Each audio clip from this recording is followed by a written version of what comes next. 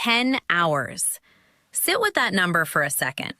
10 hours of brand new premium advertising inventory, quietly created inside the biggest football tournament on earth, buried inside something FIFA publicly called a commitment to player welfare.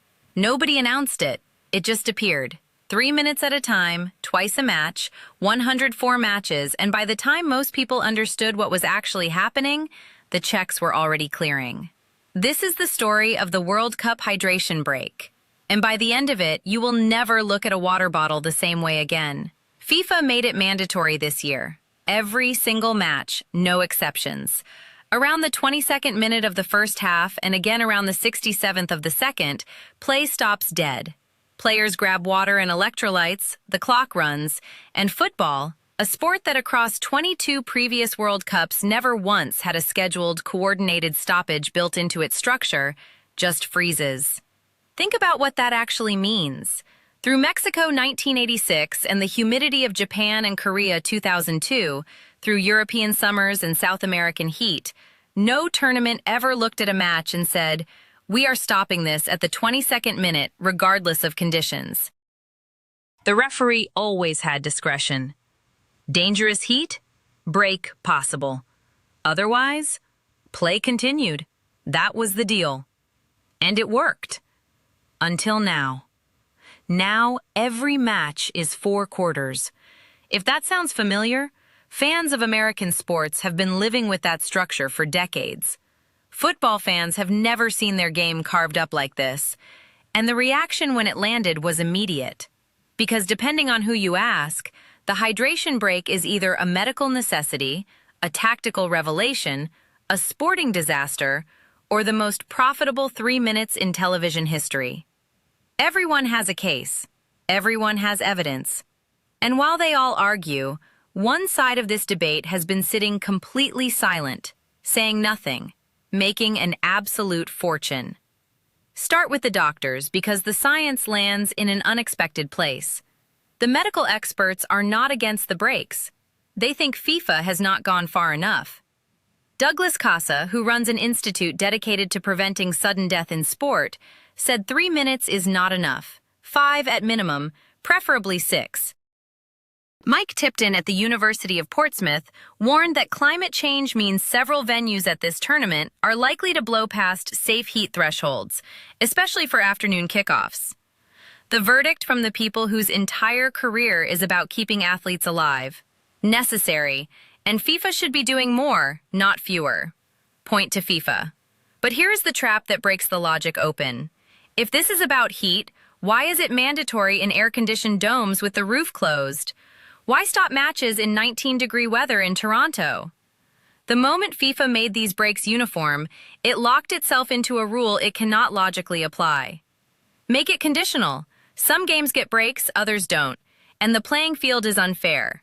Make it universal. Every game, every city, every temperature, and you are pausing matches in pleasant weather to protect players who are not at risk.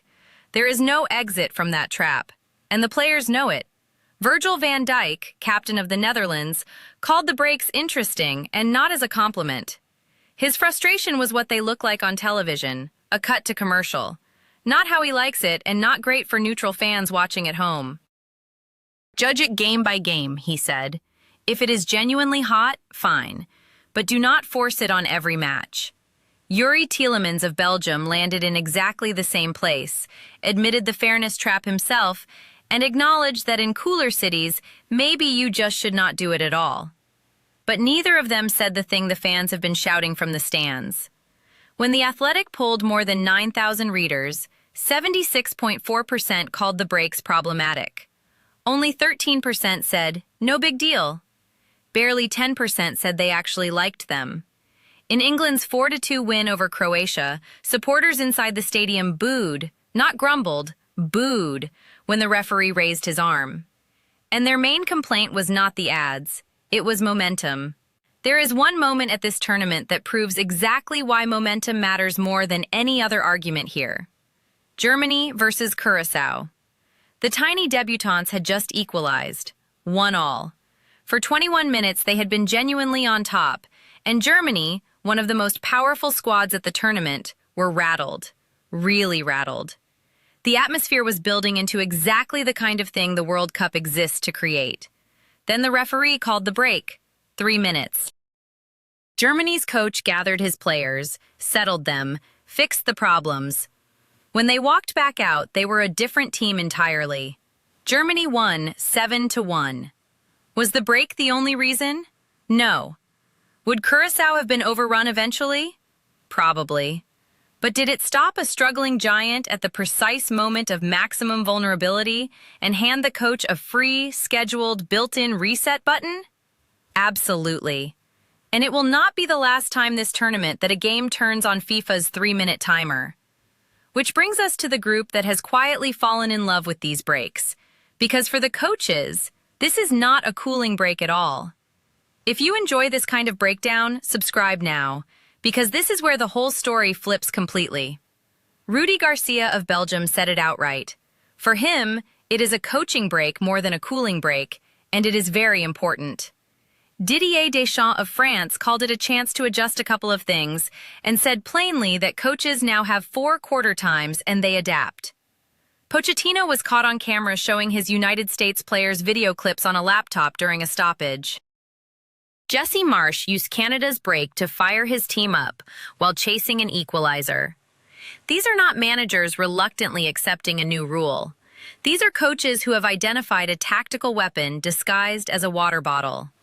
What FIFA sold as hydration has become, without a single announcement, a tactical timeout. A built-in reset button letting the sharpest coaches recoach their teams twice a half. Football spent its entire history resisting exactly that idea. 45 unbroken minutes where the manager watches and the players must solve problems themselves. That was always part of what made this sport different, and now it is gone.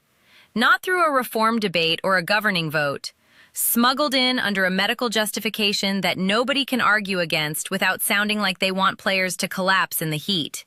That is an extraordinary thing to have done. Now follow the money. This is where the debate actually ends.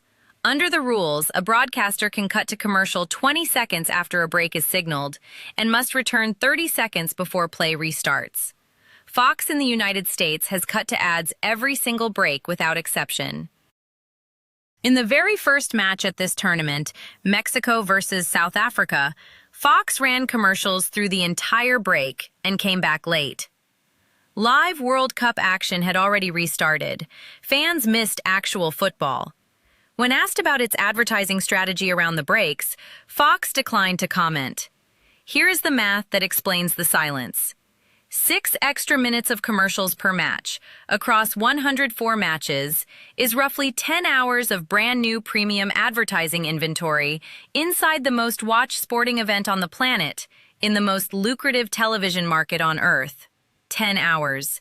Created out of nothing, collected in silence, and the proof that this was always a choice and never a rule. Telemundo does not cut to ads through the breaks. Neither does ITV or the BBC. They keep the cameras on the pitch, on the huddles, on the coaches, and their laptops. Which means running commercials was never required by the regulation. It was a business decision dressed as compliance. So all the arguing, doctors wanting longer breaks, players wanting situational ones, fans wanting none, coaches quietly praying they stay forever, runs in a loop while one group says nothing and simply collects. And if 10 hours of advertising gold are buried in this one tournament, how long before broadcasters start lobbying FIFA to make these breaks permanent? Not just at World Cups, in club football, domestic leagues, every competition, until the tactical timeout and the commercial break are just accepted features of the game. And a generation of fans who never knew anything different cannot imagine what the controversy was ever about. That is how something begins as player safety and becomes a product. Not through scandal. Through 3 minutes of silence, twice a match, 104 times over. So where do you actually land on this? Genuine player protection that football was always too stubborn to adopt, a backdoor tactical revolution that has permanently changed how the game is managed, or the most expensive water break in history, 10 hours of commercial time quietly dressed as welfare? Drop your answer in the comments below because I want to know exactly where you stand. And subscribe if you want World Cup coverage that follows the argument all the way to whoever is actually winning it. Because trust me, this debate is nowhere near finished.